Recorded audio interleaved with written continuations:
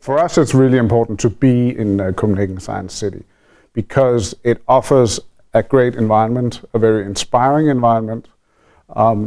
We have students, scientists, and hospitals and biotech companies all in close proximity.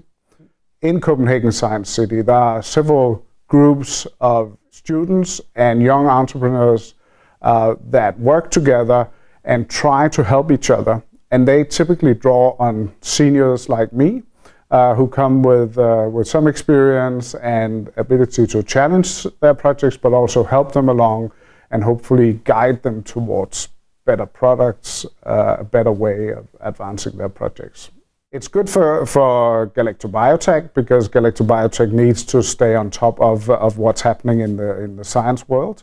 So this is really something that I invest time in. To be part of this mentor network that is an integral part of Copenhagen Science City.